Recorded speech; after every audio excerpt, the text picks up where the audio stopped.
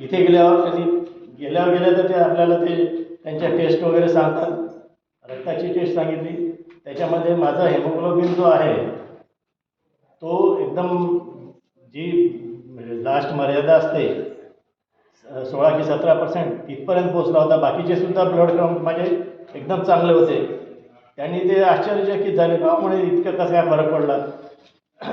मी त्यांना सांगितलं आहे, तर त्यांचा त्याच्यावर विश्वास बसला नाही. परत आलो, त्या 1.5-2 महिन्यामध्ये मी पूर्णतः त्याचं अनुकरण केलं. इथे आलो, ह्या 2 महिन्यामध्ये आम्ही इतके 3-4 आमच्या टूर झाल्या. त्या टूरमध्ये सगळं हे विस्कळीत झालं. परत आता एकदा मी CBC म्हणजे कंप्लीट ब्लड काउंट मी टेस्ट केलं, परत ते रिव्हर्स आलं.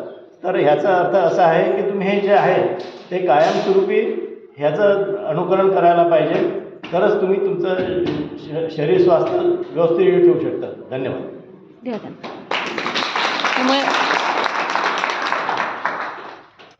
माझं नाव आशा वाळते, मी शेगाववरून आले. मी मॅडमचे 3 शिबिर केले आणि मला कमरचा आणि वरचे मणके ते पण झिजलेले आहे. खूप प्रॉब्लेम होता.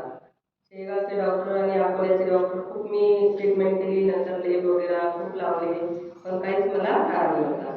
मॅडमचं मी शिबिर केलं, पहिलंच शिबिर केलं. मला खूप म्हणजे एवढा आराम पडला की मला डॉक्टरने खाली बसायचं नव्हतं सांगितलं. मी मग नंतर खाली बसायला लागले.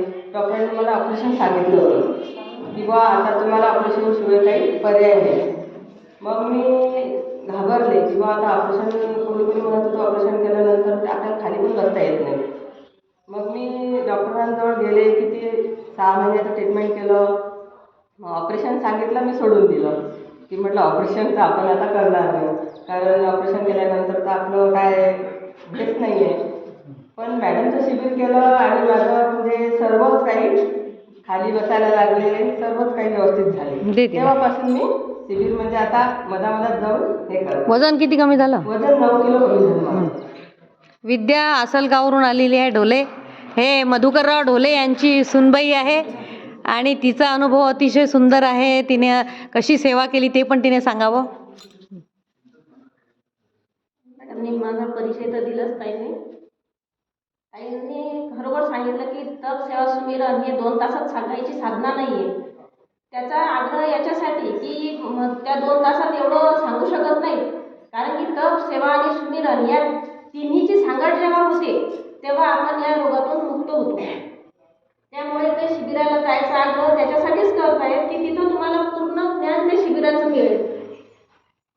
माझा असा अनुभव आहे की कोरोनानंतर आमचे सासरे आहेत, माझे सासरे आहेत, त्यांना BPचा त्रास सुरू झाला होता आणि मला थायरॉईड, मला 12-13 वर्षापासून थायरॉईड होता. त्याच्यामुळे त्यांना त्यांच्या एका मित्रांनी सहज म्हणजे काहीतरी योगायोग म्हणावा किंवा आमचं काहीतरी आपलं काहीतरी नशीब समजून चालावं की योगायोग असा घडला की त्यांच्या मित्रांनी त्यांना तप सेवा सुमिरन या साधनेची माहिती सांगितली आणि त्यांनी आग्रह केला की तुमच्या घरामध्ये जर कोणी लेडीजला काही प्रॉब्लेम आहे का. मग त्यांनी सांगितलं हो बा माझ्या मुलीला सुनेला म्हणे थायरॉईड आहे, तर मग त्यांना शिबिरामध्ये आवर्जून घेऊन या, कारण की तुम्ही याल म्हणे पण घरातली एक लेडी शिबिरात जाणं खूप गरजेचं आहे. कारण की तप सेवा सुमिरन तप करतो आपण, तेव्हा मॅडमने सांगितलं की सकाळी सलाद खा, फळं खा, सलाद खा, ज्यूस घ्या. तर हे माणसं बनवू शकतात काय? रात्रीच्या जेवणानंतर तर सकाळी 11 वाजेपर्यंत जेव्हा 12 ते 14 तासाचं एक तप होतं, त्यानंतर आपण जड अन्न खाण्याऐवजी त्याची सुरुवात ज्यूसपासून करावी, लिक्विडपासून करावी, हा त्यांचा आग्रह आहे.